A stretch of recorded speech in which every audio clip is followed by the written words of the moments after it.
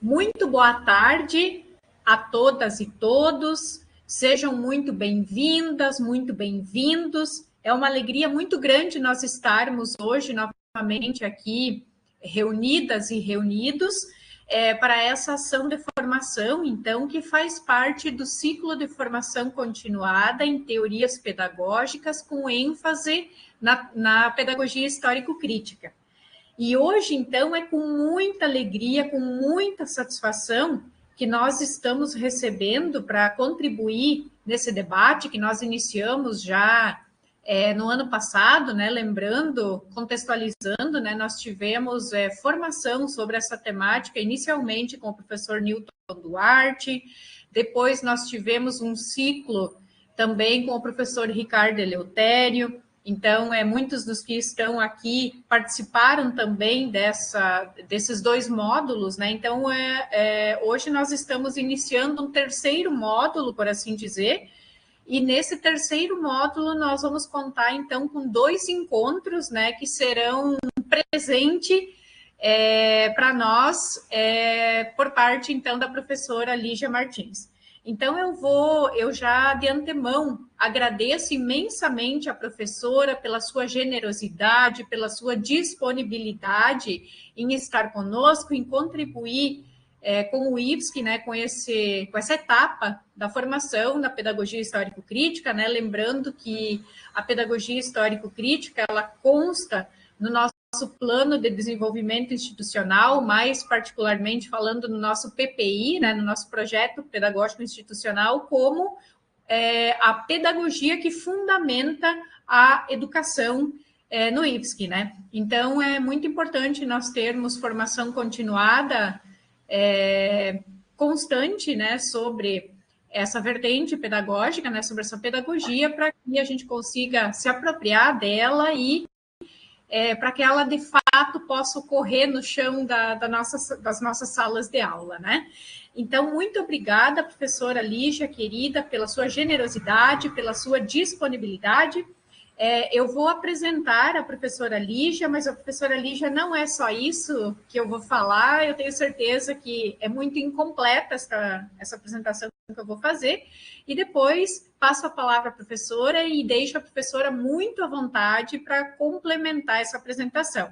Não sem antes, né, agradecer a todas e todos que optaram por fazer esse curso, que estão aqui conosco agora, os que vão assistir depois a essa formação, e a toda a equipe do Departamento de Formação e Práticas Educativas. Hoje nós estamos aqui com o nosso diretor, o professor Marco Neiva, que está conosco também, com o Jefferson, nosso técnico em audiovisual, que está aqui nos ajudando, o Rogers, nosso coordenador de materiais, também está conosco na sala, e também os nossos intérpretes de Libras, né, que ampliam o alcance, né, dessa nossa formação. Então, meu muito obrigado a todas e todos por, com o seu prestimoso trabalho, né, fazer com que essa formação pudesse acontecer. Mais uma, eu sempre agradeço muito.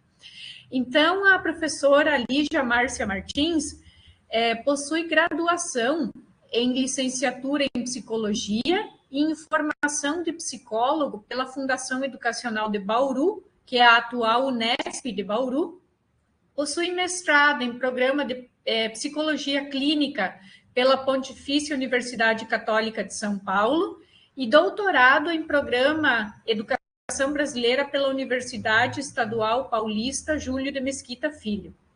É livre docente em Psicologia da Educação pela Faculdade de Ciências, Universidade Estadual Paulista, Unesp, campus de Bauru.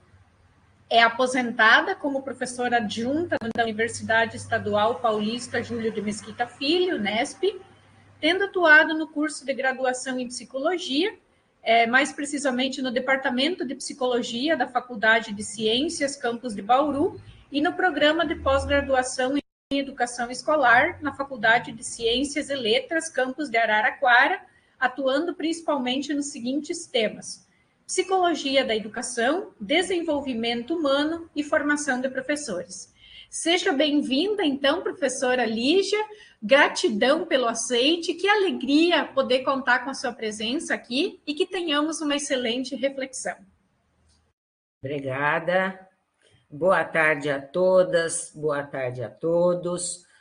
Primeiramente, eu agradeço, não é, em nome da Eliane, essa oportunidade para estar aqui, ainda que nessas condições, não é, remotas, mas compartilhando com colegas do IFSC um pouquinho daquilo que tem ocupado praticamente a nossa vida profissional, que é a dedicação à educação escolar pela via, né, da teoria pedagógica histórico-crítica e da psicologia histórico-cultural.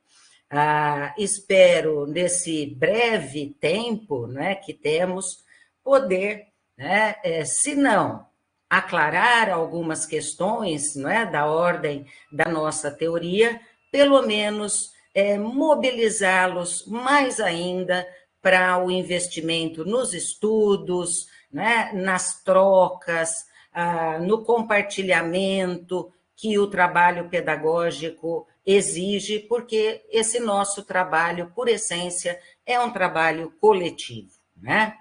Então, eu, considerando a nossa temática, que é a prática pedagógica histórico-crítica, né, eu já gostaria de começar dizendo que talvez, né, muitos até se frustrem com a minha fala, sobretudo se vierem, não é, com uma expectativa que é muito nossa, né, que eu entendo perfeitamente, porque nós, professores, quando começamos, não é, a trilhar um determinado caminho, sempre somos tomados pelas indagações da ordem mais prática, vamos dizer assim, né? Ilustro o que eu estou falando, mas como é que eu faço a pedagogia histórico-crítica acontecer na minha aula, acontecer na minha sala de aula, né? Talvez essas sejam algumas questões que vocês tragam para esse nosso encontro. E é claro, né, que seria impossível eu estar aqui hoje para dizer assim, olha, gente, para fazer a pedagogia histórico-crítica acontecer na sua sala de aula, basta que você haja assim, assim ou assado, né? É impossível fazer isso e penso, né, que nem esse seria, é claro, o melhor caminho, haja vista a própria complexidade do ato educativo, a própria complexidade da docência, né? Mas espero, né, trazer aqui algumas contribuições, né, na direção do que represente no nosso trabalho como professores a adoção da pedagogia histórico-crítica. Então, eu organizei essa minha exposição basicamente, não é, em 3 pontos, né?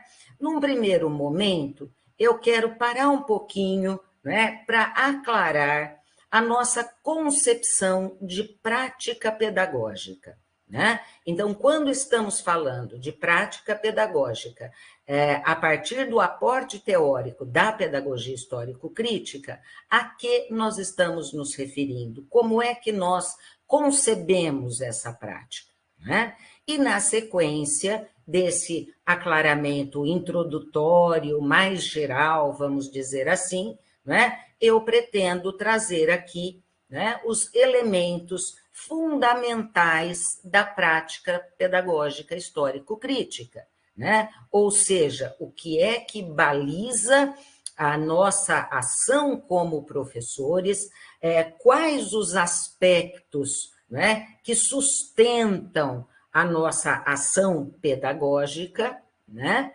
E a partir, né, destes elementos, que eu chamo aqui de elementos fundamentais, ou dimensões da prática pedagógica, a gente avançar um pouquinho para uma distinção que eu também entendo importante, necessária, né? Que é uma distinção entre método e procedimentos de ensino. Isto porque, não raro, né, sobretudo na contemporaneidade, os procedimentos de ensino são tomados como método, né? Quantas e quantas vezes a gente ouve perguntas assim, qual método você usa? Eu uso tal método, né? Quando, na verdade, não raro, a gente não está falando de método, mas sim de procedimentos de ensino. Uma outra questão, né, que também me mobilizou para trazer essa discussão aqui a essa nossa tarde, diz respeito também a alguns preconceitos ou alguns equívocos, né, que atravessam a própria implementação da pedagogia histórico-crítica. Do tipo assim, mas seminário, por exemplo, né? Seminário é defendido pelo construtivismo. Não, nós somos pedagogia histórico-crítica, então nós não vamos a seminário. A pesquisa, né, colocar os nossos alunos para fazerem pesquisas.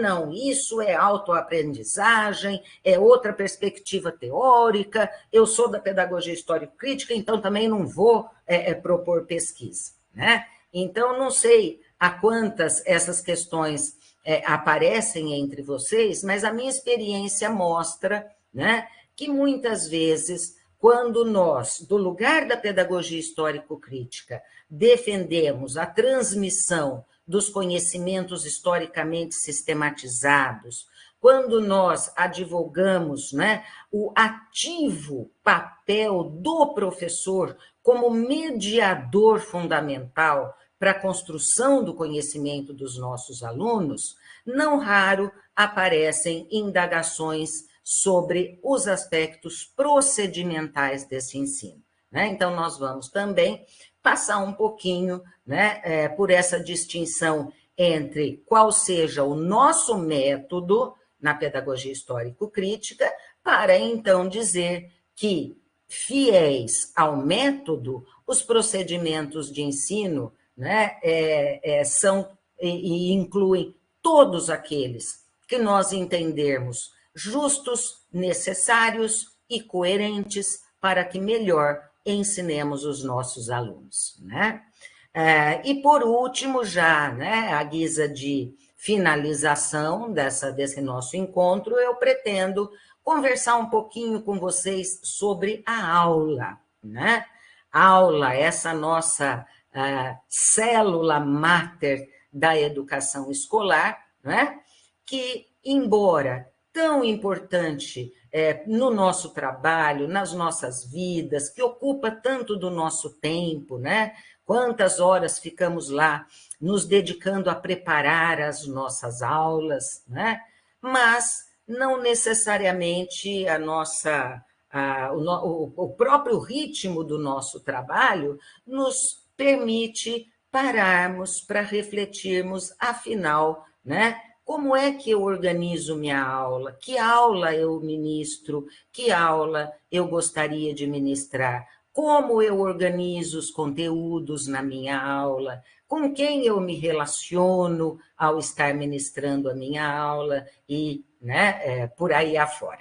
Né? Então, são esses os pontos que eu entendi, né, factíveis de trabalhar com vocês nesta tarde, esperando não esgotar todo o tempo, para que, ao final, eu possa estar à disposição de vocês, talvez, né, para questionamentos, críticas, indagações ou pontos que eu não tenha deixado claro, né, mas que vocês entendem necessários de serem explorados.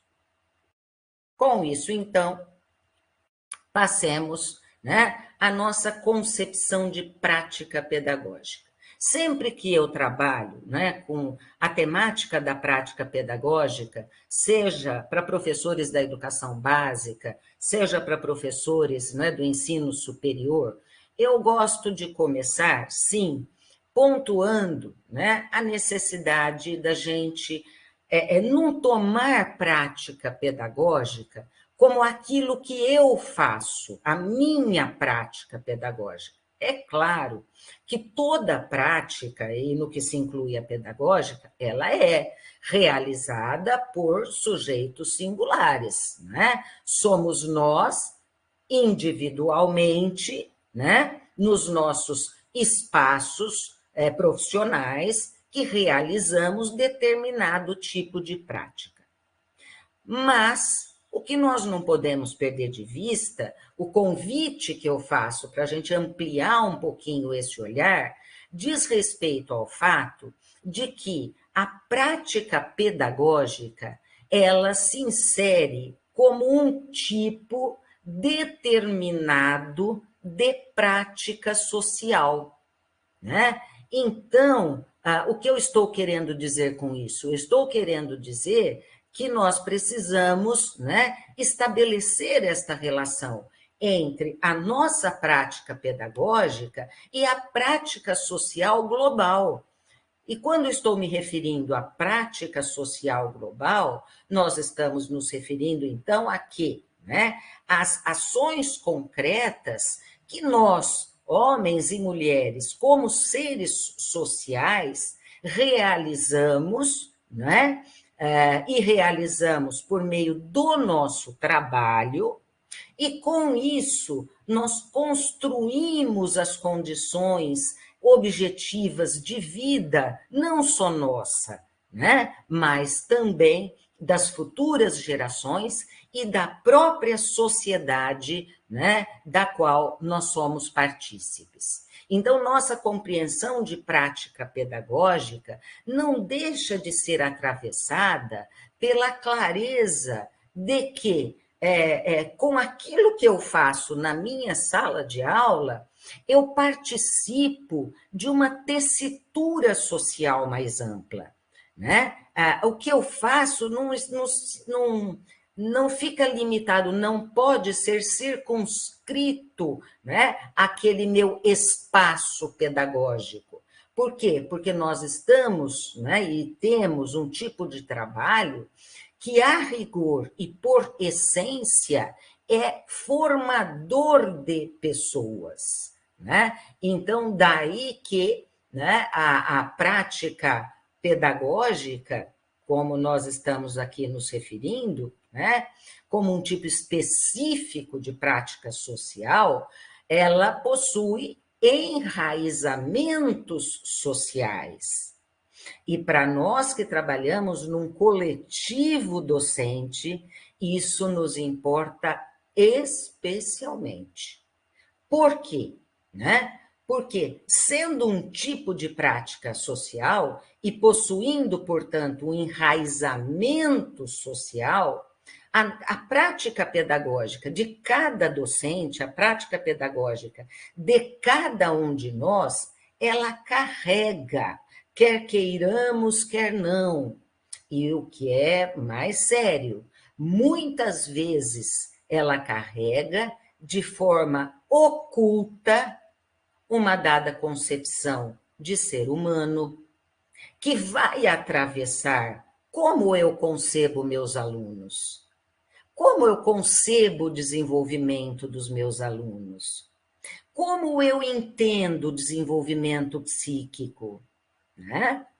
Que vai atravessar, né, a concepção de sociedade que eu tenho.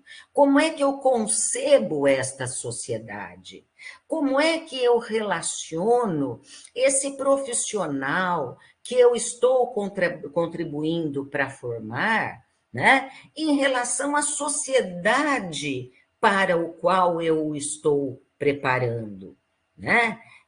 Eu compartilho de que concepções de sociedade. Eu entendo que essa sociedade é justa, eu entendo que tem que valer mesmo a meritocracia, eu compreendo, pelo contrário, que a gente vive numa sociedade que oportuniza condições de desenvolvimento, inclusive psíquico, diferenciadas para distintos sujeitos, né? Então, como eu concebo, por exemplo, o que seja conhecimento? Conhecimento para mim é o quê? Qual é o papel da escola? Que tipo de conhecimento a escola tem que veicular, né? Então, vejam vocês que eu me referi aqui muito rapidamente a uma série de aspectos que coabitam os nossos ideários como professores. E não adianta imaginar que nós vamos conseguir adentrar a uma sala de aula, né, por melhor que seja o nosso preparo, né, teórico-técnico, sem que estas nossas ideias, esses nossos ideários nos acompanhem. Então, pensar a prática pedagógica é também promover uma reflexão sobre os ideários que orientam o nosso trabalho como professores. Porque são esses ideários que muitas vezes nos fazem um professor assim ou um professor assado, né? Um professor que se sabe mediador, né, da formação do outro, ou, né, alguém que se imagina ali para disponibilizar conteúdos e que os alunos, né, dos quais os alunos devam se apropriar como melhor lhes aprovier. Então, né, eu aproveito essas considerações para cumprimentar vocês, né, aí no IFSC, assumindo uma teoria pedagógica, né, como lastro, como orientação para o trabalho pedagógico coletivo, né? Por quê? Porque na ausência, né, de uma orientação, vamos dizer assim, filosófica, teórica e metodológica, né, que nos guie, que nos dê direção, o coletivo docente fará o seu trabalho, indiscutivelmente, mas o fará a partir de seus próprios ideários, né? Então, eu costumo trazer, por analogia, o seguinte: olha, não resta a menor dúvida, né? Cada curso possui um coletivo de docentes, possui um conjunto enorme de disciplinas, cada uma tem a sua especificidade, tem a sua importância para a formação, não é, do profissional que o nosso curso se propõe a efetivar. Então, é como se nós fôssemos músicos de uma orquestra. Cada professor, com o seu conjunto de disciplinas ou com a sua disciplina, imagine-se, então, o músico e seu instrumento. Numa orquestra, né, e a riqueza da orquestra, inclusive, passa por aí, nós temos uma infinidade de instrumentos diferentes. Ninguém toca o mesmo instrumento, né? A gente não tem só o violino, como nós não temos só né, a flauta ou qualquer outro instrumento. Nós temos uma diversidade de instrumentos orquestrados por diferentes sujeitos, por diferentes músicos. Mas imaginemos, colegas, se cada músico, com o seu instrumento, resolvesse tocar a partir da sua própria partitura. Seguramente nós não teríamos, né, como resultado a harmonia, né, de uma obra musical apresentada por uma orquestra. Então, uma teoria pedagógica para um coletivo docente opera como a partitura comum, né? Cada um vai tocar, sim, o seu instrumento, mas a gente precisa seguir todos, né, uma mesma partitura. Não pode cada um entender que vai tocar o seu instrumento ao seu bel prazer, né? Então, por isso que cumprimento, né, o Instituto por estar, não é, nesse processo de não só eleger uma orientação teórica, orientador, eleger a sua partitura, como também assumir isso que eu sei que é um imenso desafio, que é investir na formação docente, para que, de fato, a gente toque, né, os nossos instrumentos particulares, mas que tenhamos uma partitura coletiva, uma partitura comum. Né? Então, eram essas as considerações iniciais que eu gostaria de fazer sobre a prática pedagógica, né?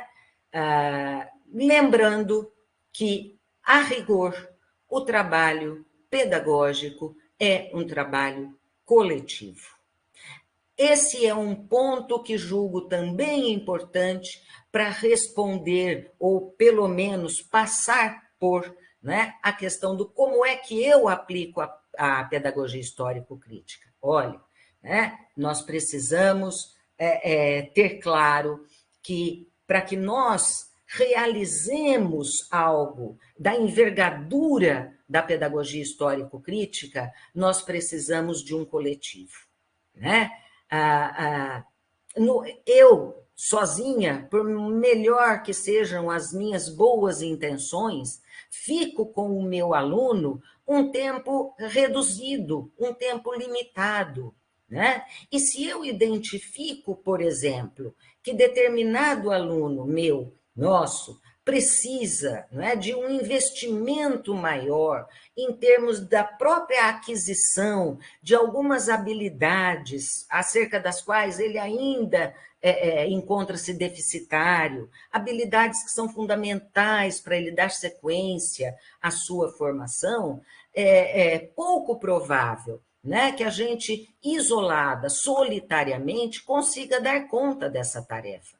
Nós precisamos, né, parceiros, nós precisamos parcerias, nós precisamos que o nosso trabalho comece, né, na nossa aula e avance na aula do nosso colega e do outro nosso colega, que o nosso trabalho principie no primeiro ano e avance em direção ao segundo, ao terceiro, ao quarto e assim sucessivamente, né? E com isto, né, eu já estou sinalizando o que a gente considera um primeiro elemento fundamental da prática pedagógica histórico-crítica.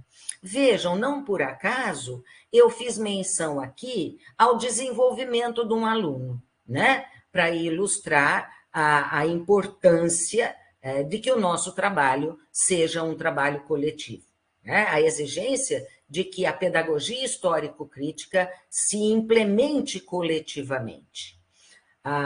E eu não fiz menção ao desenvolvimento do aluno por acaso, eu fiz menção ao desenvolvimento, por quê? Porque, para nós, a primeira dimensão, né, requerida para a prática pedagógica, ou na prática pedagógica histórico-crítica, seja o reconhecimento da dimensão ontológica do ato, né, de se ensinar, do ato de se educar.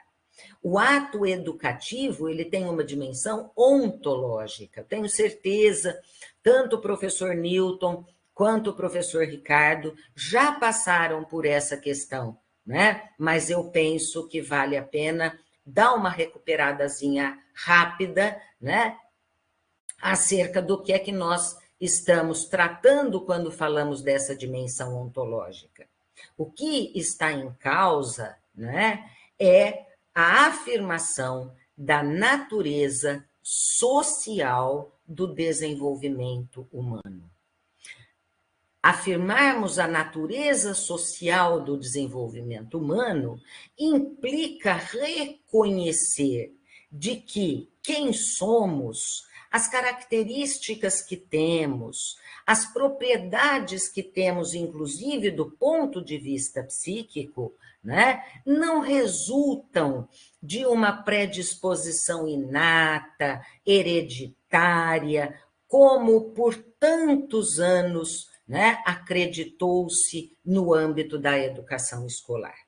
Eu penso, não temos, né, tempo nem condições de avançar muito nesta direção, mas eu entendo que nós temos aí, né, para nossa consulta, para que a gente se inteire, se atualize, né, das questões atinentes ao desenvolvimento psíquico, toda a riqueza das contribuições das neurociências, né? Neurociências cada vez mais deixando evidente que nós somos a partir do que fazemos. A atividade é a esteira do desenvolvimento humano, né? Quem está na educação escolar há mais tempo, como eu, por exemplo, sabe, né, que às vezes a gente até estudou algumas teorias lá que advogavam, por exemplo, que filho de peixe, peixinho é, né? Ou que então aquele aluno brilhante que eu tenho na sala de aula, nossa, é porque ele nasceu inteligente, né? Olha que maravilha, né? E aquele outro lá que visivelmente tem mais dificuldade, poxa vida, ele não teve, né, a sorte deste primeiro aí, né, que nos aponta um desempenho tudo de bom, vamos dizer assim. Na verdade, o que nós temos em causa é que aquele indivíduo, né, para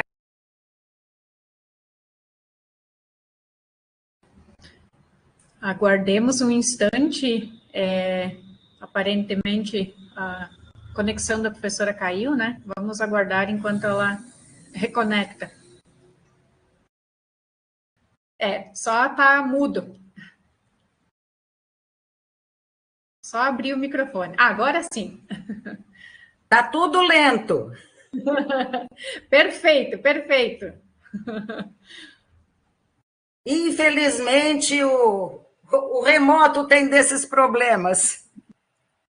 Mas ainda bem que conseguimos retomar. Gente, desculpa o imprevisto, mas independe da gente, então vamos seguir, né?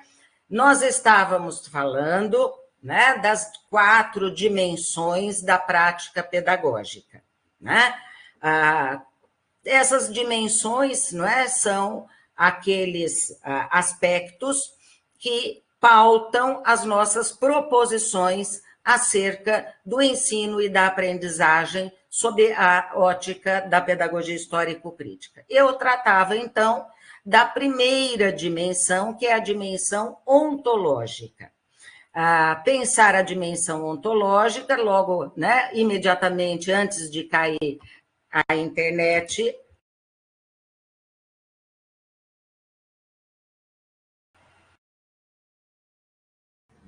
Ai, que bom, professora, que bom. Que bom que Vamos tentar mais uma vez. Isso. Então vamos. Bom, retomando pela segunda vez, né? Recapitulando, tratávamos da dimensão ontológica da prática pedagógica, cuja relação mais direta é com a formação das capacidades, das propriedades, do desenvolvimento integral dos indivíduos, né?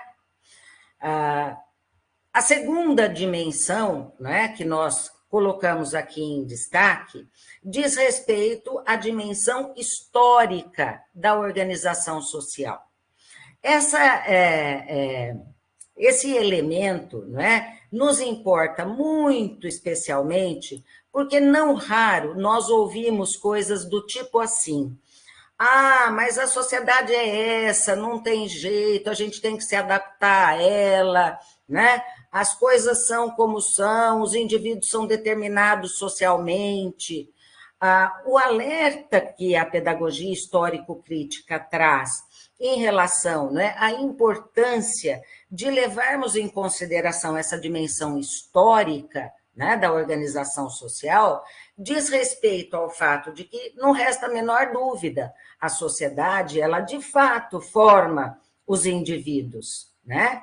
Mas são os indivíduos que fazem esta sociedade, né?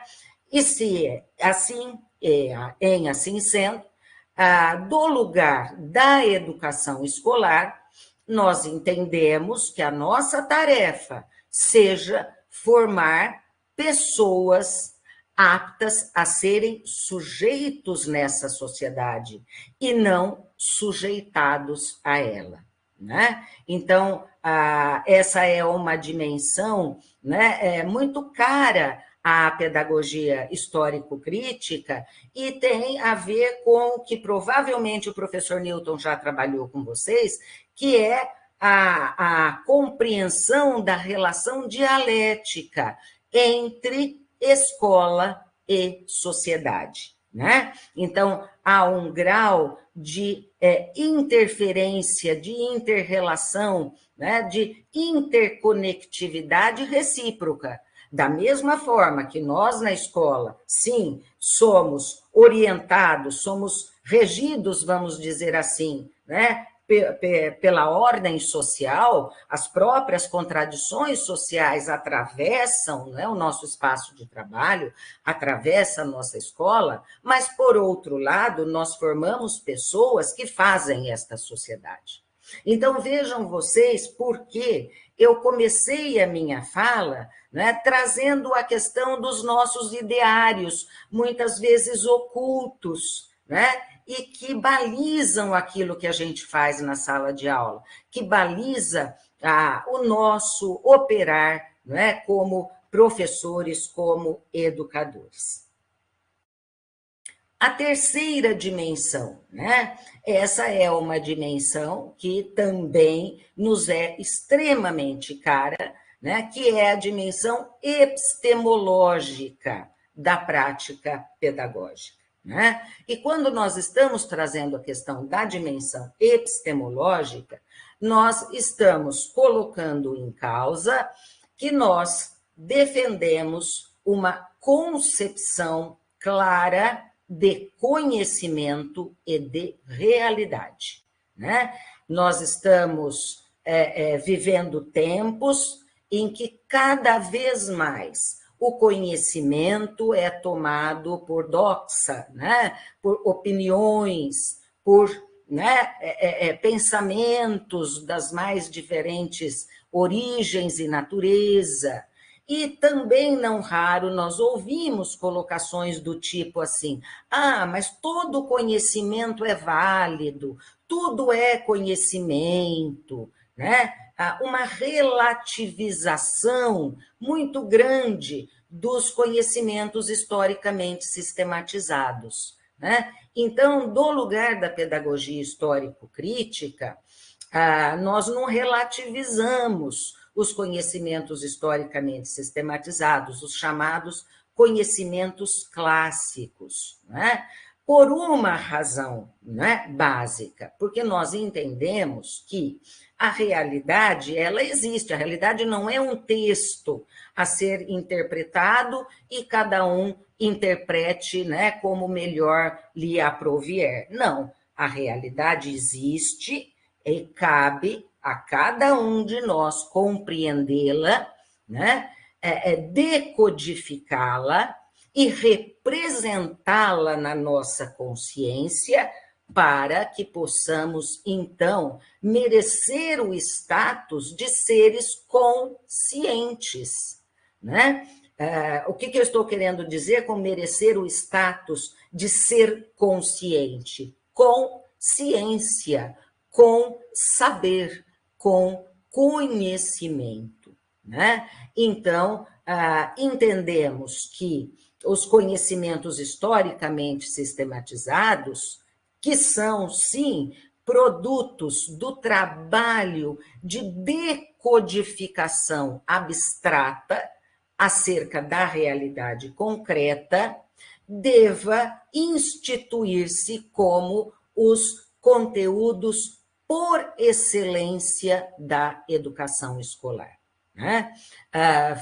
Trabalhando bastante, né, com formação de professores, confesso a vocês que eu já ouvi, né, muitas vezes dizer assim, ai, professora, mas a pedagogia histórico-crítica desconsidera o saber popular, a pedagogia histórico-crítica pretere os saberes, né, que os nossos alunos trazem, inclusive a partir das suas vivências, da vida cotidiana e etc.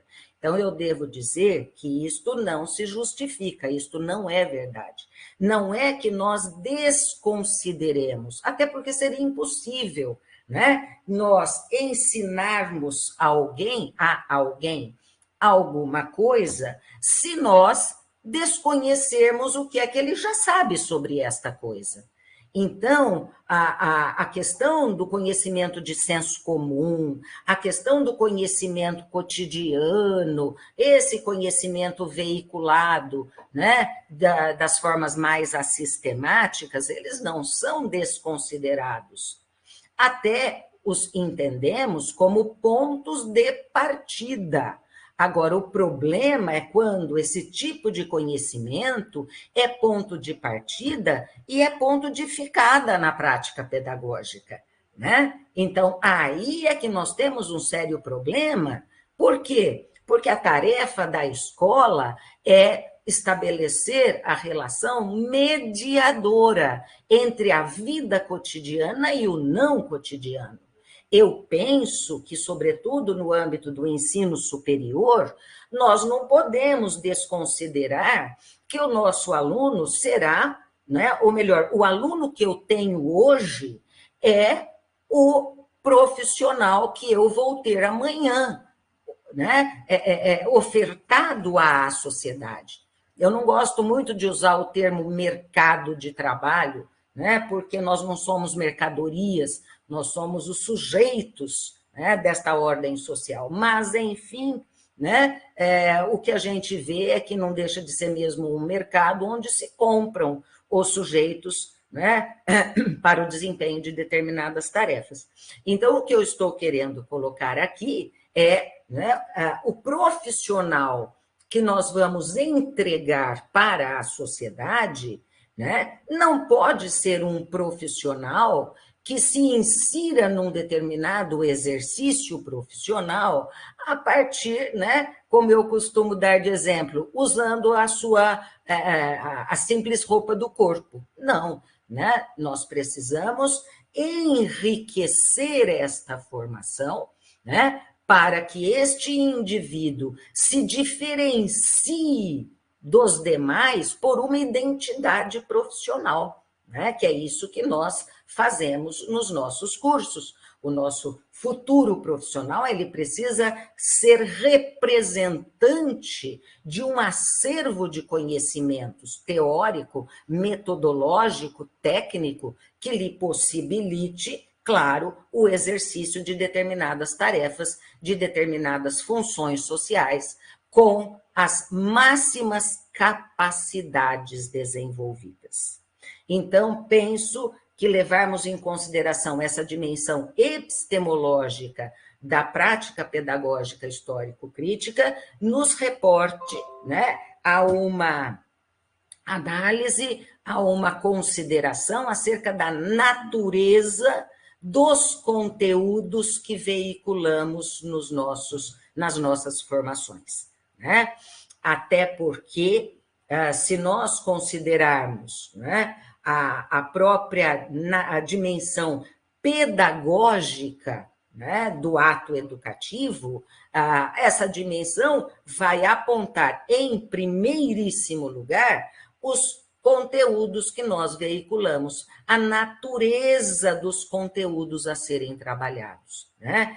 Que para nós, na pedagogia histórico-crítica, a quarta dimensão, a dimensão pedagógica, diz respeito à necessidade de que, pelo nosso trabalho como professores, como educadores, nós possamos alcançar o desenvolvimento do pensamento rigorosamente abstrato dos nossos alunos.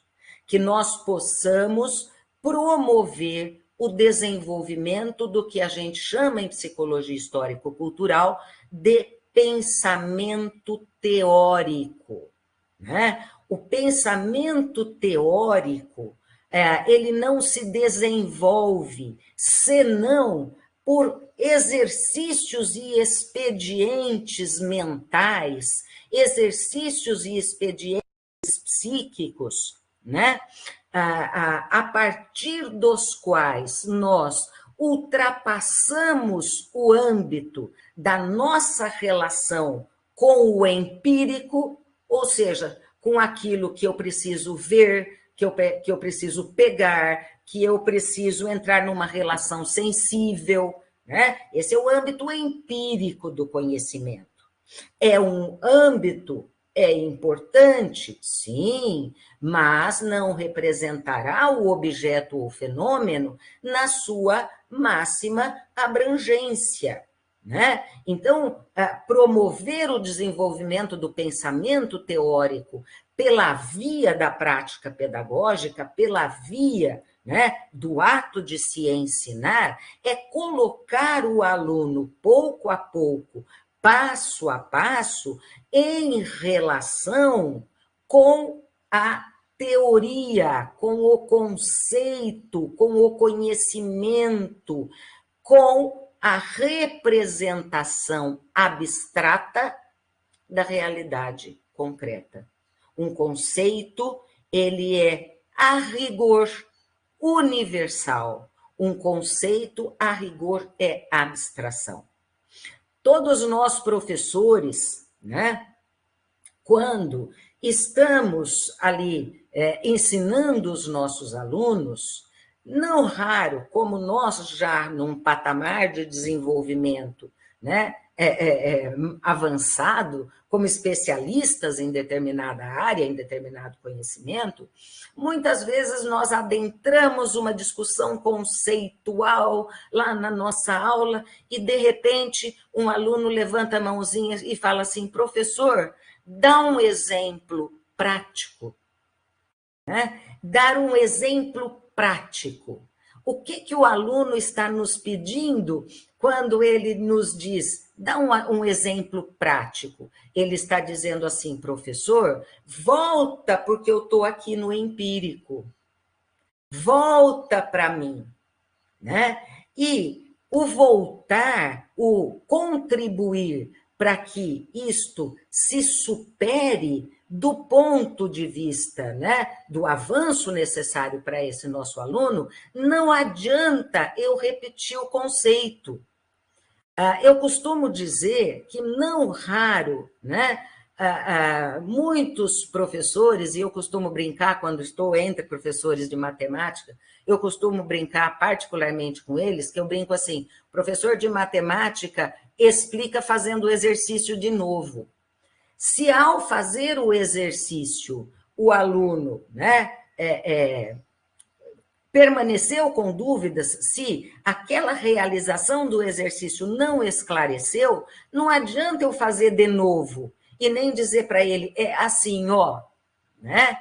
O que eu preciso buscar são as conexões, links que provavelmente esse aluno não está conseguindo estabelecer entre o tal exemplo prático, né? A experiência empírica e a representação abstrata, conceitual desta experiência empírica, né? E quando eu avanço nesta direção, eu já estou trazendo aqui, né, o segundo ponto que eu disse para vocês que traria nessa exposição, que é em relação a método, né, e procedimentos de ensino. Tá? A necessária distinção entre método e procedimentos de ensino. Por que essa distinção nos importa? Ela nos importa, em primeiro lugar, Porque a gente tem vivido uma didatização da educação escolar. O que eu estou chamando de didatização? Um apelo muito grande para o como, né? Então vamos pensar a curvatura da vara. A vara pende para o como, a vara pendendo para a prática, entre aspas, né?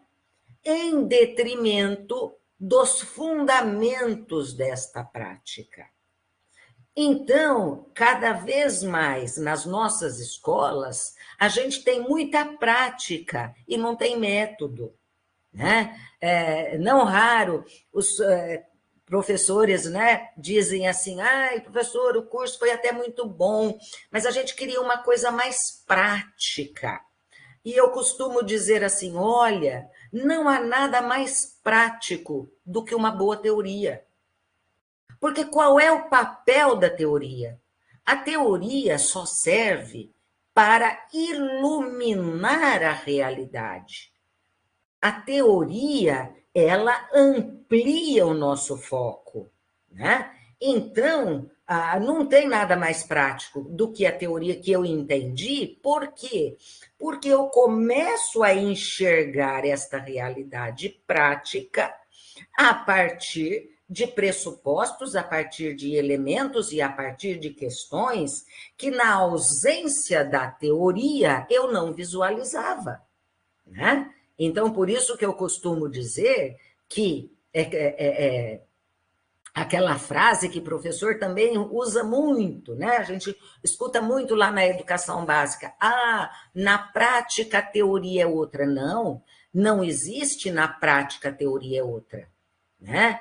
De duas uma, ou esta prática é ou melhor, ou esta teoria é uma teoria deliroide, né? Então, se realmente a gente estiver tratando de uma teoria deliroide, tipo, né, a Terra plana, não resta dúvida que na prática a teoria vai ser outra. Agora, em se tratando, né, de teorias solidamente elaboradas, confirmadas, constatadas, não há como, na prática, a teoria ser outra, né? Porque se assim o fosse, esta teoria seria um delírio e não uma representação de decodificação do real, né? Então, o que nós carecemos é método muito mais do que expedientes procedimentais. E ao falarmos em método, né, que nós precisamos apelar a um método, o que é método? Quando a gente fala em método, nós estamos falando do quê? Né? Nós estamos falando em praxis, nós estamos falando em articulação, teoria, prática. Né? Vejam que propositadamente eu nem coloquei teoria e prática, né? Porque teoria não é outra coisa. Para nós, dentro do referencial histórico-crítico, teoria é a representação do movimento do real na nossa consciência, né? Então, quando nós temos a representação do real na nossa consciência, do movimento do real, é isso que nós chamamos de teoria, né? Por isso que não tem como separar a teoria daquilo que a gente realiza. Por quê? Porque se a nossa consciência ela é, né, a diretriz, ela é a guia daquilo que nós realizamos, a ação humana ela é sempre uma ação teórica. Tudo que a gente faz é orientado por ideia. Se nós não nos orientarmos por alguma ideia, nós não vamos conseguir descascar uma laranja. Nós vamos cortar a mão.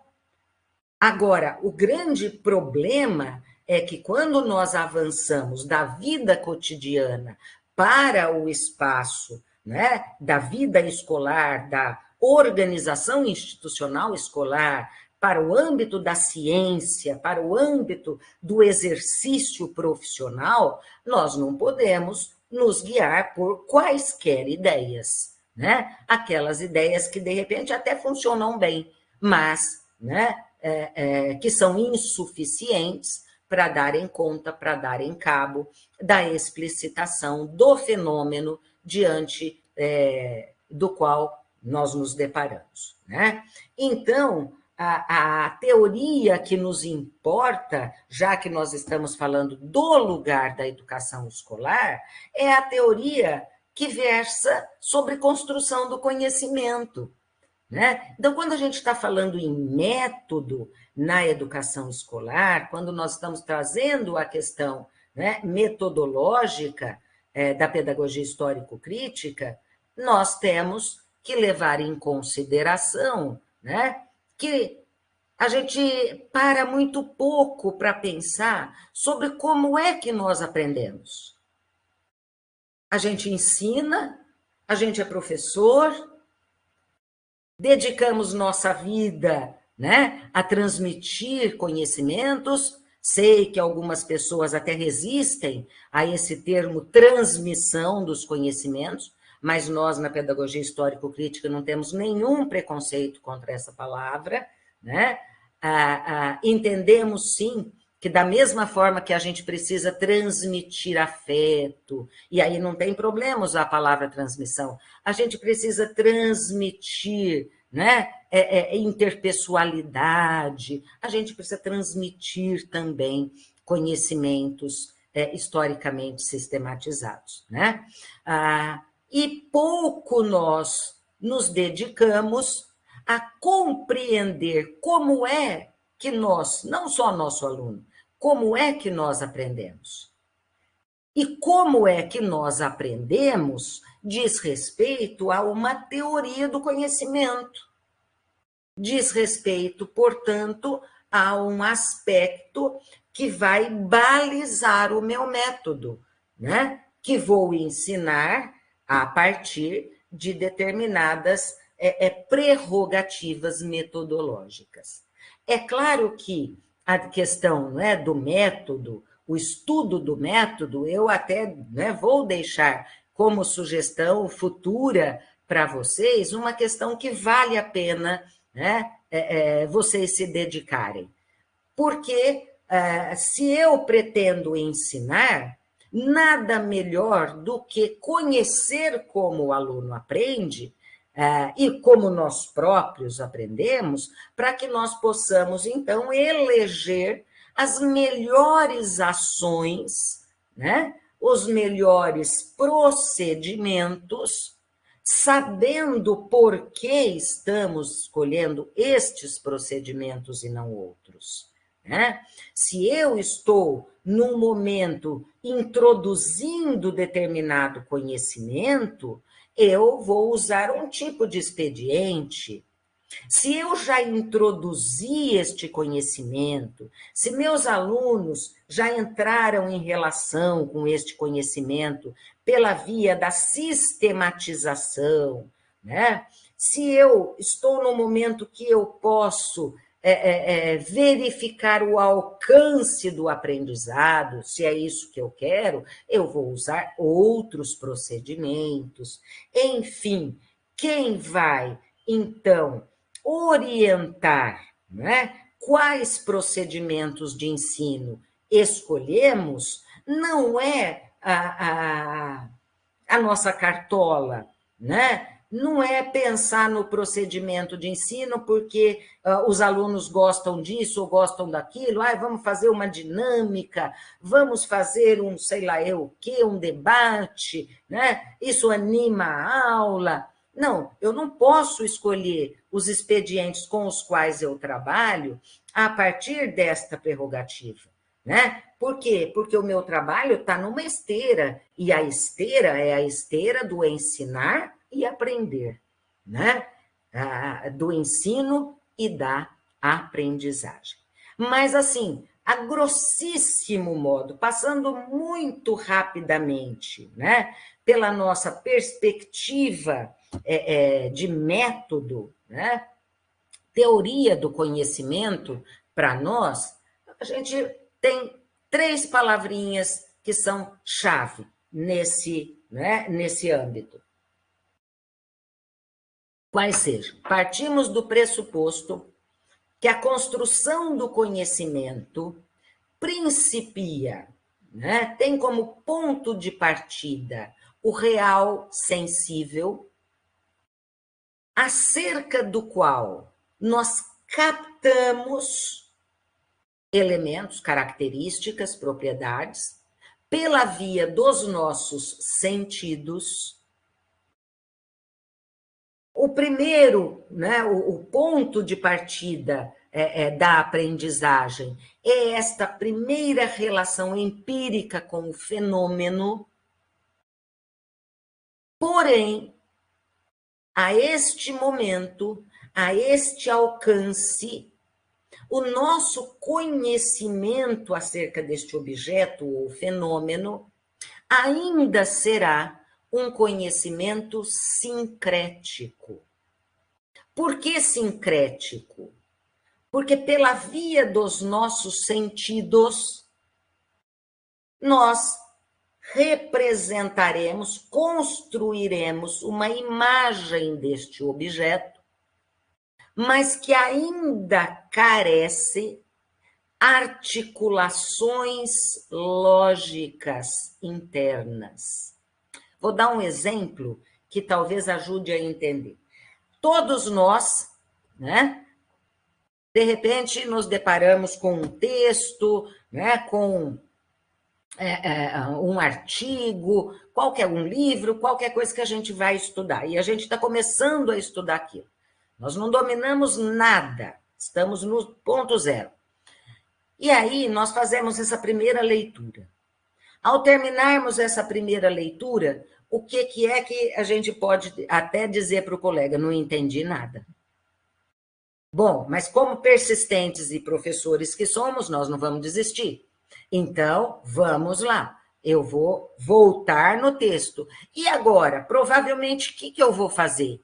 Eu vou agir igual o esquartejador. Eu vou lá por partes, eu vou parar, eu vou grifar, eu vou levantar uma ideia daqui, outra ideia dali, E avancei. Sem dúvida nenhuma, a hora que eu terminei isso, provavelmente eu já não vou dizer mais assim, eu não entendi nada. Provavelmente eu vou ser capaz de falar algumas coisinhas sobre, mas eu ainda não formulei a síntese. Eu ainda não vou ser capaz de dissertar sobre aquele texto, sobre aquele conteúdo. Então, o percurso da aprendizagem, ele se encaminha da síncrese para a análise, tendo em vista a formulação de uma síntese. Então, síncrese, análise e síntese balizam não só a construção do conhecimento novo, no caso da construção do conhecimento científico, como orienta também a construção do conhecimento novo para determinado indivíduo, no caso, o nosso aluno. Aquele conhecimento que nós estamos ensinando não é novo, já está sistematizado, já é uma teoria velha conhecida nossa, mas ela é nova para o nosso aluno que está ali para aprendê-la conosco, Então, compreender e entender que o primeiro momento é um momento de síncrese, que a síncrese precisa ser seguida de um paciente expediente de análise, e o papel do professor, a tarefa fundamental nossa como professores é realizar esta análise. Análise do quê? Análise do fenômeno que coabita a realidade concreta, mas que é representado pela teoria que nós estamos estudando. Até porque eu costumava dizer, junto aos meus alunos na graduação, brincava com eles e dizia assim, gente, os conceitos, as teorias, elas não nasceram na cartola de nenhum cientista. O Freud, por exemplo, falando do lugar da psicologia, né? O Freud, por exemplo, não acordou um belo dia e falou assim, vou sistematizar a psicanálise.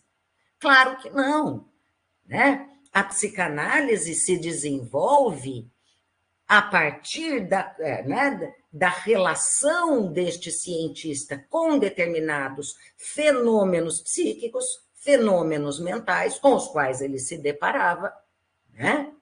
Que julgava necessário analisar, explicitar, compreender, decodificar e formular uma teorização. Penso que esse é o caminho que é atravessado por todos, né? Por todas as áreas. Então, o nosso aluno, se nós não deixarmos muito claro para ele que a raiz do conceito é a prática social, a raiz do conceito é a realidade de carne e osso, a raiz, portanto, é, né, o empírico, nós corremos o risco de praticar, né, e aqui eu já me aproximo, né, da questão da aula, de um exercício pedagógico que pouco avança o verbalismo. Porque ensinar conceito, né, na nossa aula, primarmos por ensinar conceitos, por enriquecermos a consciência dos nossos alunos com os conhecimentos que vão ser exigidos deles como futuros profissionais, né? Não é exercício minêmico, não é exercício de memória. Até porque a memória humana não é um saco sem fundo. Quão frustrante é quando um professor, né, lá no terceiro ano, faz uma determinada pergunta para o aluno: vocês estudaram isso, não estudaram? E eles olham com cara de paisagem. Como assim? Vocês estudaram ou não estudaram? Aí, assim, aqueles, né, menos tímidos, estudamos. O que vocês lembram? Silêncio. Horas. Será que a gente pode dizer que houve aprendizagem? Muito provavelmente o que houve naquele momento foi uma retenção minêmica, foi uma retenção de memória, memória de trabalho, ele memorizou para fazer a prova, ele até passou, ele foi aprovado, mas ele não formou aquele conceito. Ele não domina aquele conceito. Então, um dos grandes problemas, né, que atravessam a própria dinâmica do nosso ensino, isso, incluindo aqui o ensino superior, é o fato de que nós tomamos a aula como células particulares, e não como instituintes de um tecido ou de uma tessitura mais ampla, que articula conhecimentos, né? Quando estava na graduação, ministrava aula no terceiro ano, sexto semestre, né, do curso de psicologia. E levando em conta a necessidade de mudar um pouco essa sistemática, né, da aula, minha aula, o meu pedacinho, o meu conteúdo, né, disciplina quase que vira propriedade privada do professor, né, e não um acervo de conhecimentos. Eu propus aos meus alunos, num determinado momento, trabalho de finalização, né, do semestre, que eles deveriam me fazer, né, um trabalho que era uma análise psicológica, né, de determinada questão, e para esta análise, eu levantei todos os parâmetros que eles precisariam utilizar.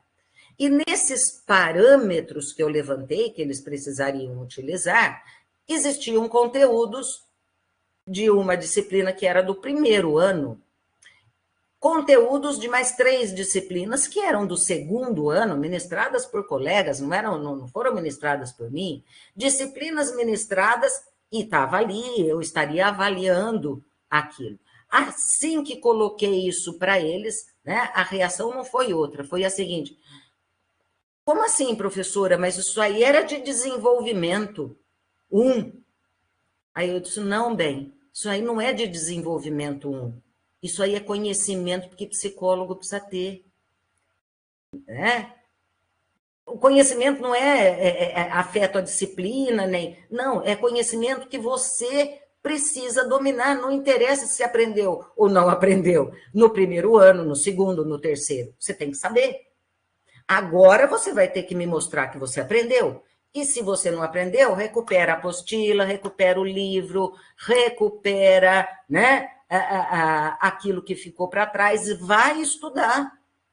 Porque isso aqui é requerido e necessário para o seu avanço. Né? Bom, para encurtar a história, por mais que eles tenham tido uma reação inicial de estranhamento, eu estou aposentada já há 5 anos, né? E sei que esse trabalho, né, que a gente começou lá há anos atrás, até hoje é realizado, né, pelos colegas que continuam, com a mais absoluta avaliação positiva por parte dos alunos. Por quê? Porque é no meio do curso e é a hora de formular síntese. Nós precisamos oportunizar aos nossos alunos o estabelecimento de relações cognitivas entre o que nós ensinamos. A prática pedagógica histórico-crítica é uma prática pedagógica que prima por formar. Essa é a questão básica. Se eu vou usar um procedimento A, B, C ou D, isso é secundário. O que importa é que com este procedimento eu esteja auxiliando o desenvolvimento integral, né, afetivo-cognitivo dos nossos alunos. E com isso, né, eu aproveito também para dizer que quando nós praticamos o que eu chamo de didática da cômoda, o que é didática da cômoda? Né? Vamos imaginar cada disciplina, ou cada semestre, ou cada ano é uma gaveta. Né? Então, olha lá, estamos lá no primeiro ano, abre a gaveta do primeiro ano, joga um monte de coisa. Terminou o primeiro ano, fecha a gaveta. Abre a gaveta do segundo e nunca mais abre a gaveta do primeiro ano. Né? Quer dizer, enquanto nós não construirmos estratégias de trabalho coletivo para superar a didática da cômoda, nós vamos deixando, né, os nossos alunos à mercê das relações que eventualmente eles estabeleçam entre os conteúdos ensinados, né? Que se estabelecerem e forem adequadas, ótimo. Mas o que não raro a experiência nos mostra é que eles solitariamente não juntam o Lé com o CRE de disciplinas diferentes, de conteúdos diferentes, e nós quase que ficamos satisfeitos, né, com o nosso trabalho. Por quê? Porque não abrimos a nossa lente, não olhamos para além da nossa célulazinha, né, do nosso pedacinho. E esse é um convite que a gente faz sempre em relação à prática pedagógica histórico-crítica. Olha, se não der para ser por 100% do coletivo dos docentes, vamos formar um pequeno grupo. Vamos nós 3 aqui, ó, que temos esse anseio, esse compromisso, vamos estabelecer estratégias de trabalhos diferenciados. Sobretudo, né, porque nós já estamos lidando com o jovem adulto. E o jovem adulto, né, e no nosso próximo encontro, a gente vai trabalhar um pouco a questão do desenvolvimento do pensamento. O jovem adulto está num momento feliz para ultrapassar alcances de pensamento infantis empíricos, sensoriais, e avançar em direção ao pensamento rigorosamente abstrato, né? Quando a gente fala em pensamento rigorosamente abstrato, ou mesmo pensamento abstrato, a que nós estamos nos referindo? Sabe, aquele tipo de pensamento que enxerga para além da curva, né? Nós não queremos alunos que só enxerguem até a curva. Nós precisamos formar indivíduos aptos a enxergarem para além dela, porque estes serão os indivíduos capazes de criar, e não meramente e simplesmente reproduzir, até com relativo grau de competência, mas com alcances de capacidade, não raro, limitados, porque capacidade e competência não são sinônimos. Capacidade aponta na direção do desenvolvimento integral, teoria, prática. Praxis não se treina, competência se treina. Capacidade, né, se exercita no árduo exercício do estudo, do avanço, né, e da complexificação do processo educativo. Por que eu estou usando essa palavra complexificação? Porque, não raro, nós tendemos a adotar a via da simplificação do ensino. E Vygotsky nos dizia, pela via da simplificação do ensino, não promoveremos os máximos alcances factíveis para o desenvolvimento psíquico dos nossos alunos. Então, né, que consigamos nos organizar, nos unir e pensar uma prática pedagógica a serviço do desenvolvimento das capacidades humanas. E a capacidade, né, mais representativa do ser humano é a capacidade de criar. Com isso, temos alguns minutos, eu paro e fico à disposição para eventuais questões que vocês nos façam. Professora querida, muito obrigada por essa aula primorosa, né? Muitos elementos para pensar e trazidos, né? A senhora havia comentado, né? Eu acredito que o Newton Duarte e o professor Ricardo já teriam falado sobre isso, né? Mas a senhora traz do seu jeito particular, né? E são aspectos que nunca é demais lembrar também, né? Então, agradeço imensamente, né? E nós temos, sim, uma questão aqui no chat, eu não sei se a Bruna, eu estou vendo aqui no perfil da Bruna que ela não está com microfone, não está com o microfone habilitado, não sei se a Bruna gostaria de fazer a pergunta ou se a Bruna deseja que eu faça. Sim, ela está dizendo isso, ela está sem microfone, né? Mas antes de colocar a questão da Bruna, só para não perder, para não esquecer, eu ando meio esquecida depois da Covid. Quando a senhora fazia aquela discussão, né, sobre uma pretensa separação entre teoria e prática, né, que as pessoas acabam separando e tal, né? Lembrei que, inclusive, instituições, vamos dizer assim, com intencionalidades não muito honestas ou não muito honestas mesmo, vou chamar assim, né? Usam essa falácia, por assim dizer, para nos dizer que elas estão nos oferecendo uma vantagem, né? Eu digo isso porque é muito comum vermos aqui em Florianópolis, eu não sei se algum colega já viu também, né, nos outdoors ali de algumas instituições, especialmente privadas de ensino, assim, algumas faculdades, alguns centros universitários, não sei se vocês já viram, propagandas do tipo assim, aqui você tem menos teoria e mais prática, né? Como se eles estivessem nos oferecendo uma grande vantagem, né? Então, olha só como esse discurso ele cola, ele gruda, né? Ele é encantador, né? E como esses atores, né, esses grupos empresariais aí se valem desse discurso para nos dizer que eles estão nos oferecendo uma grande vantagem, né? Que o nosso curso ele é prático, né? Quando na verdade estariam no mínimo nos enganando, né? Então, gostaria de fazer essa observação. Não sei se a senhora gostaria de comentar, né?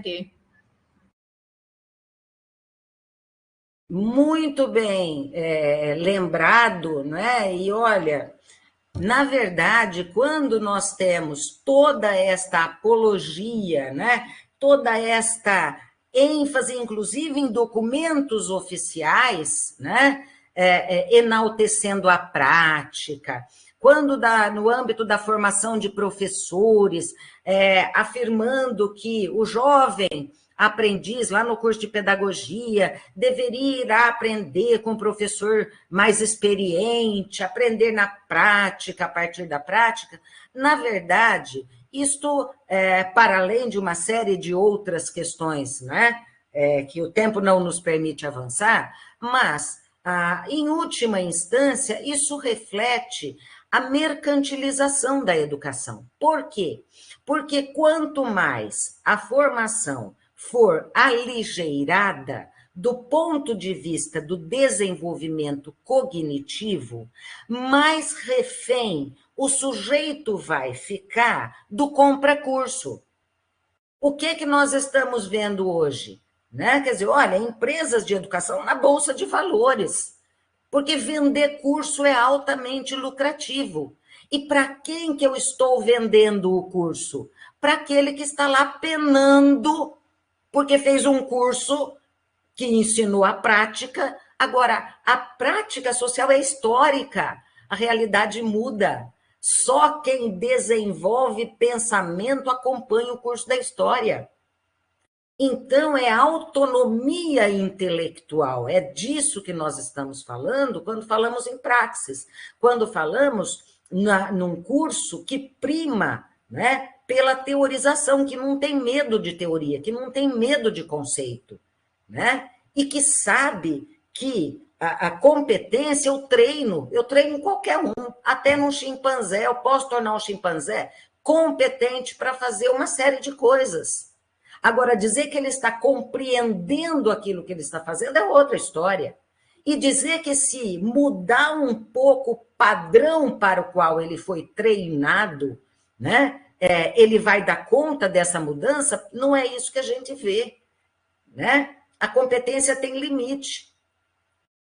Então, nós não podemos ser ingênuos de achar que formação por competência está valendo para todo mundo no nosso país. Não é verdade.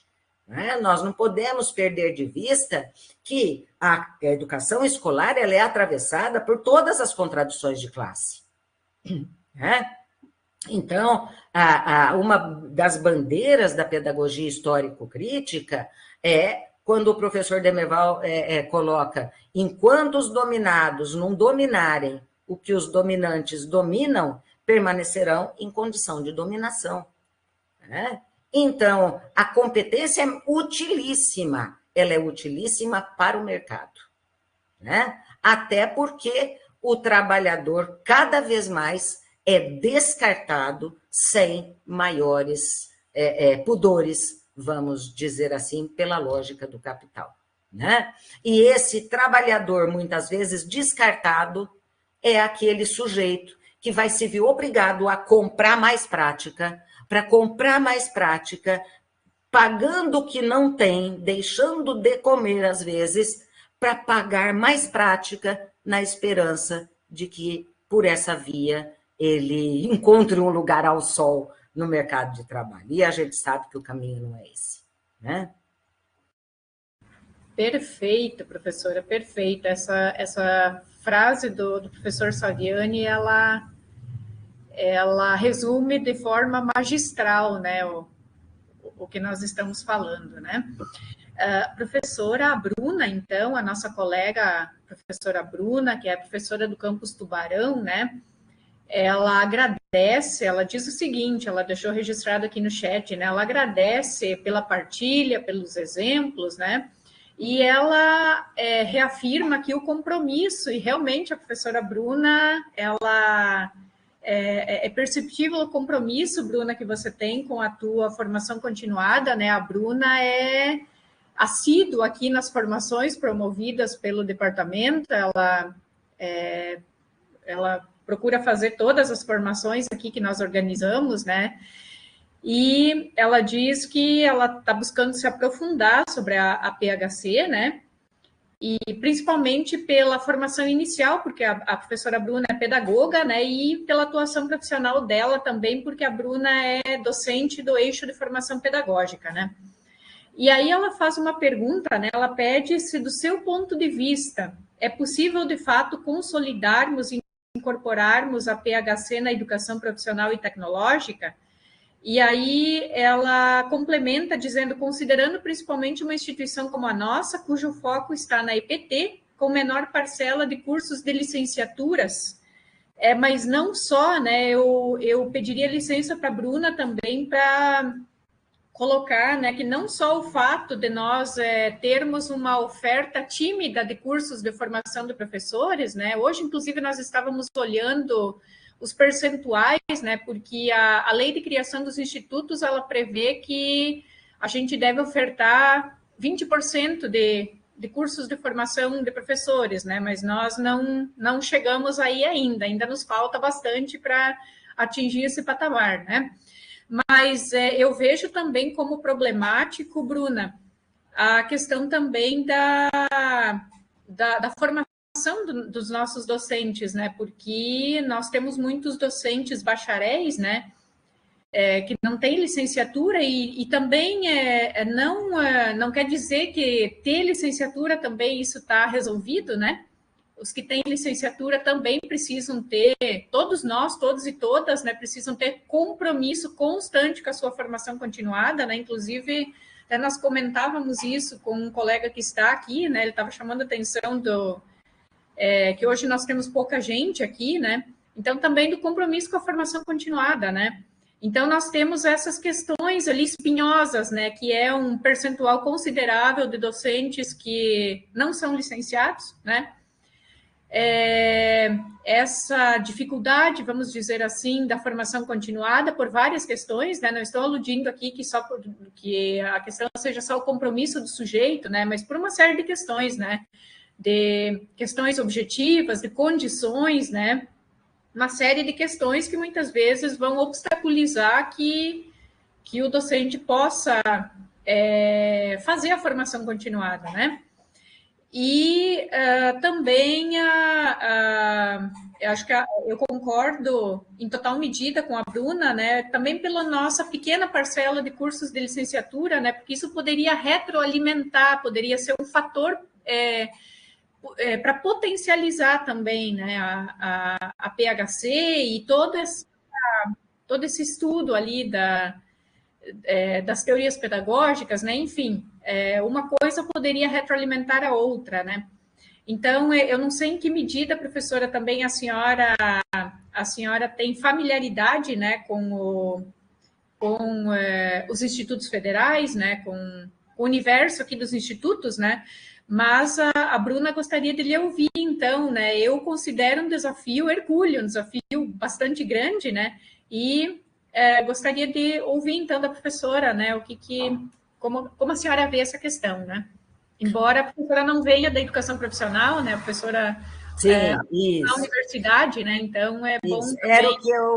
Era o que eu ia dizer, né, no sentido de que o universo que eu coabitei mais diretamente e atuando profissionalmente, né, foi no âmbito da universidade, marcada, né, pelo tripé, né, ensino, pesquisa e extensão, então acaba tendo uma configuração bastante diferente dos institutos.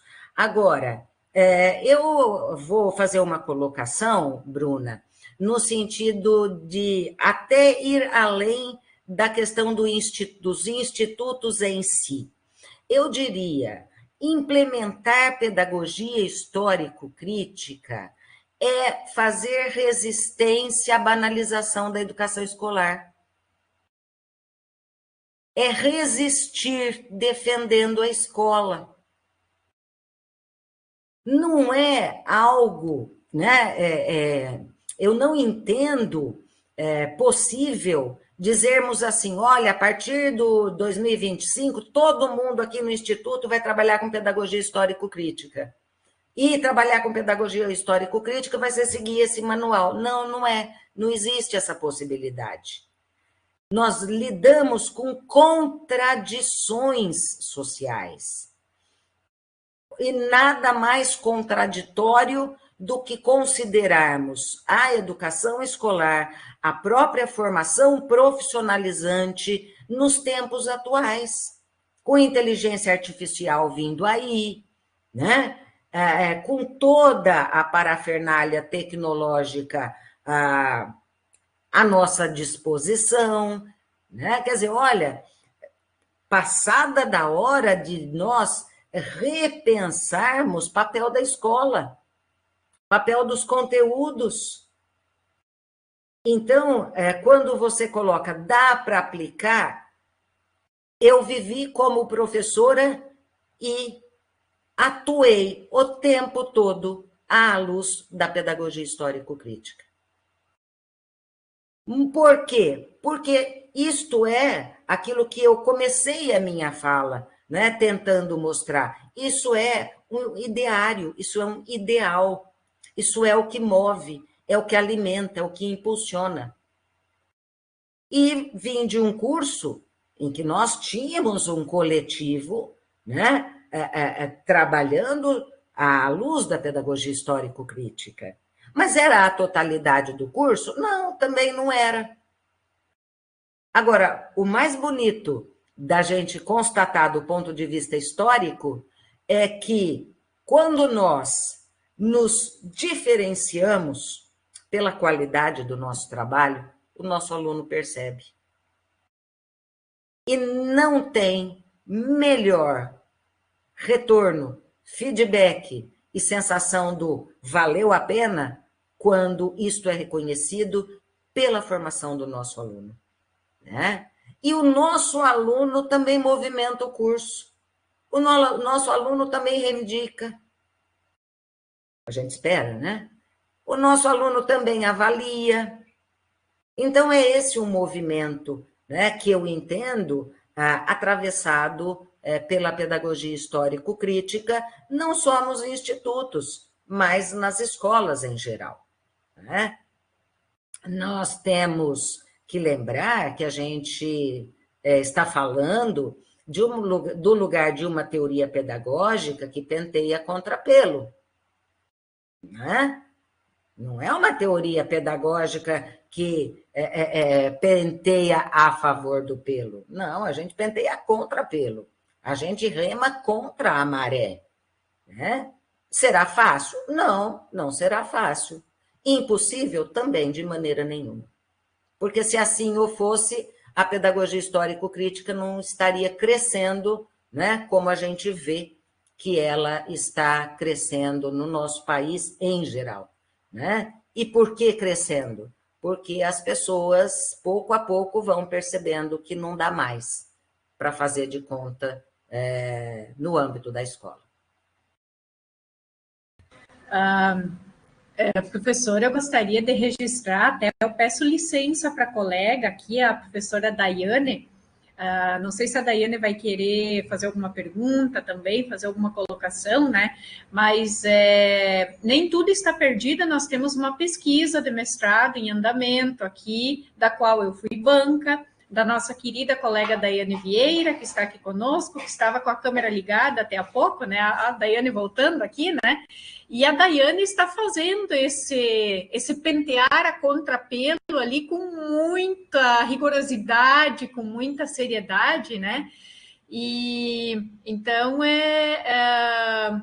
de fato, não sei se motivado pelas nossas formações, né? Porque a gente tirou da gaveta e botou na mesa né, botou circular coisa, né, nós estamos tendo pesquisas, né? Eu fui banca outro dia também de um TCC de graduação também, do ensino de química, né, na perspectiva da PHC, né? Então, estão acontecendo movimentos, né? Então, eu gostaria de saber se a Daiane quer falar alguma coisa. Olha só, olha só.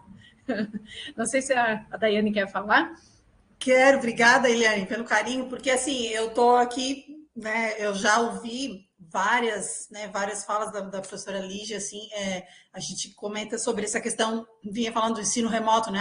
Essas questões de internet, mas assim, graças a essa possibilidade que eu estou aqui em Criciúma, né? Aqui no sul de Santa Catarina, podendo ouvir, e com a pandemia eu tenho pesquisado essa questão do ensino remoto, né? Em tempos de pandemia, então é o que está me levando a minha pesquisa de mestrado. Então, eu vejo que, claro, muitos problemas surgiram, mas assim, a gente teve acesso a muita informação, a muito conteúdo, a muitas aulas assim maravilhosas. Eu já assisti a algumas da professora Lígia, assim, e que de repente eu não sei se eu teria tido essa oportunidade, né?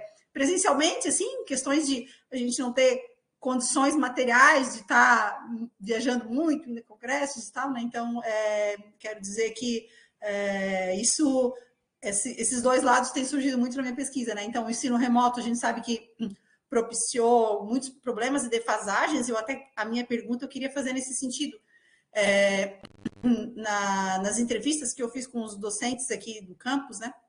Eles citaram muito isso, que depois da pandemia, os alunos voltaram muito sem foco, sem concentração, com dificuldade, e aí os professores questionam, mas até quando nós vamos ter que ficar reduzindo o conteúdo, né? Então, muitos colocaram assim, que no começo da aula tem que fazer um resumo daquilo que vai explicar, né? Algo super resumido para que os alunos consigam acompanhar, e o foco, né, vai se perdendo, a concentração e muitos citam essa questão do estudante, de estudar, do aluno acompanhar, de ter um ritmo de estudo, né? Então, isso com a pandemia, né, depois do ensino remoto, veio muito forte, assim. E aí, a professora Lígia falou no começo, né, que um caminho para a gente seguir seria esse de a gente estudar sobre métodos de ensino, né? Como a gente... que caminhos a gente poderia seguir enquanto docentes, o que ler, né, para que caminhos seguir para oportunizar uma aprendizagem, né, melhor para os nossos estudantes, assim.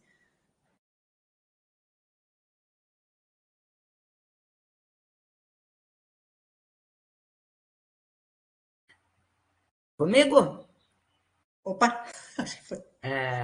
Bom, penso, né, que essas considerações, né, da Daiane, né, são fundamentais pararmos para pensar né, no pós-pandemia, ensino remoto, as suas a dupla face, né, do uso da tecnologia. Agora, eu penso que o que nós não podemos também perder de vista é que não raro, né, essa defasagem dos nossos alunos atribuída, né, ao ensino híbrido, né, o teleensino, todas as estratégias que foram criadas, que deixaram lacunas do ponto de vista do conteúdo, né, e também lacunas do ponto de vista do desenvolvimento mental, do desenvolvimento psíquico, né? Agora, quando eu estou falando em desenvolvimento psíquico, a exemplo, por exemplo, de atenção, né? A dificuldade do nosso jovem prestar atenção, a dificuldade do nosso jovem, inclusive, memorizar, né? Se passa uma lista, um comando de 3 itens, esquece 2, isto nós não podemos atribuir só à questão educacional na pandemia.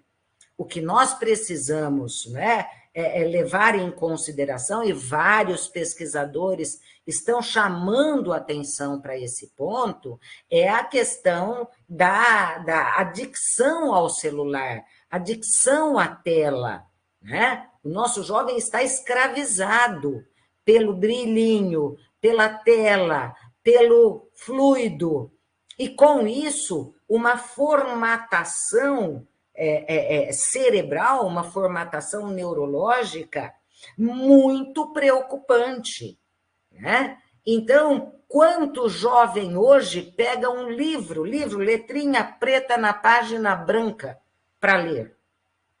E quantas reclamações nós, inclusive, recebemos de alunos se você passa um texto que tem mais de 3 páginas para ele ler, né? O apelo ao resumo, o apelo à síntese, o apelo ao simples, o apelo ao lúdico, o apelo ao divertido, nada disso vai formar personalidades sólidas. Então, penso que, claro, temos a variável, né, modalidades educacionais em pandemia e pós-pandemia, mas temos também um contexto, uma configuração social mais ampla, comprometendo o desenvolvimento psíquico dos nossos jovens. Sinto que cada vez mais nós estamos diante de uma futura geração extremamente preocupante. E nós, na escola, né, eu me pergunto e nos pergunto, temos feito o que contra isso? Se, não raro, aceitamos o trabalho da pesquisa do celular, aceitamos o mais simples, aceitamos o resumo, aceitamos o nível da informação, e informação é uma coisa, conhecimento é outra, né?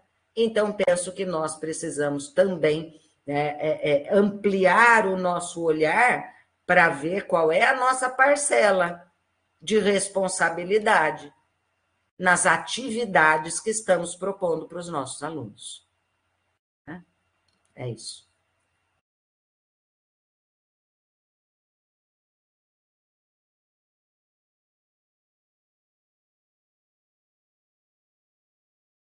Seu microfone está fechado, Eliane. Perdão, obrigada. Professor Marco, nosso diretor, quer fazer a manifestação em viva voz aqui, para a gente finalizar daí, né, considerando que nós tínhamos estipulado das 15 até as 17, né, e considerando que nós podemos contar com a presença dos nossos intérpretes até as 17, né, o contrato de trabalho deles tem algumas especificidades, né, então é nesse sentido. Então, só gostaria de saber se o Marco quer fazer em viva voz a sua manifestação, Marco. Boa tarde, professora. Como eu já tive a oportunidade de escrever no chat, foi um prazer ouvi-la. Sorte que temos adicção aos meios digitais, porque eu não consegui desgrudar da senhora aqui a tarde inteira, né?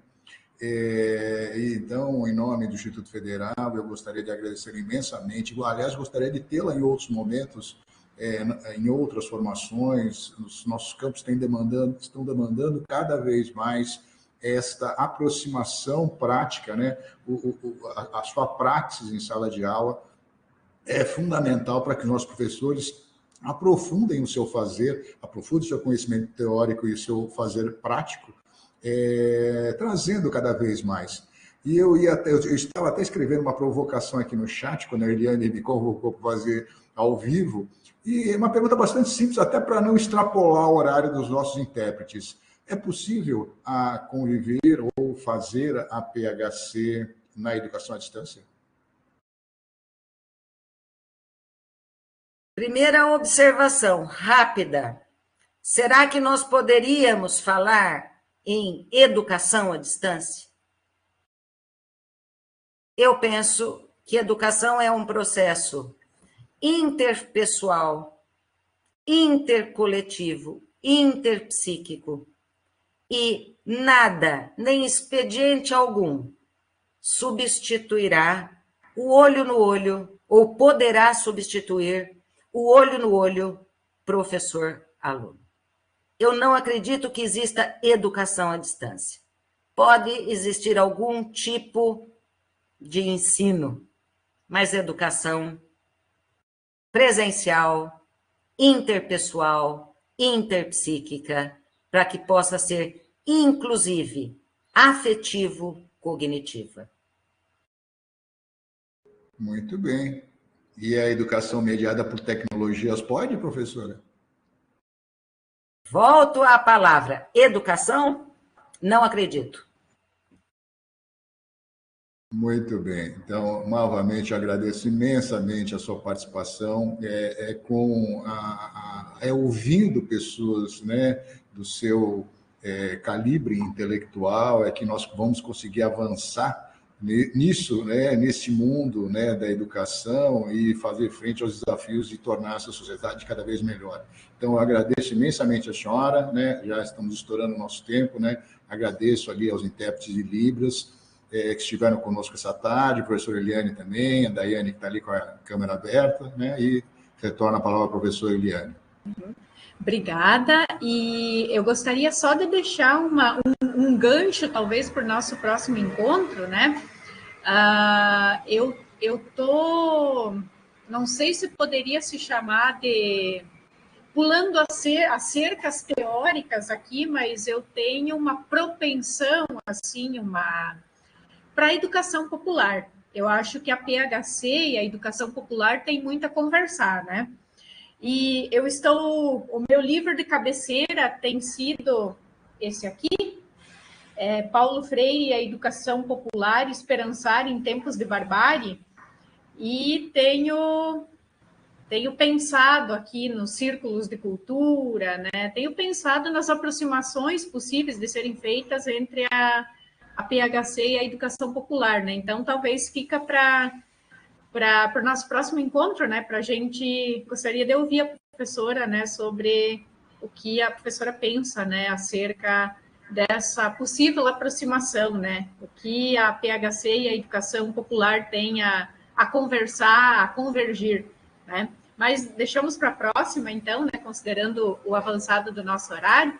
Então, eu agradeço imensamente, professora, do fundo do meu coração, pelo seu aceite, pela paciência também, né? A professora tinha me proposto para a gente parar, né, quando começou a cair a conexão, né? Disse, professora, por favor, se a senhora aceita mais uma vez, e que bom que deu certo, né? Olha só, a profecia do Jefferson deu certo, ele falou que agora vai e foi, deu certo, né?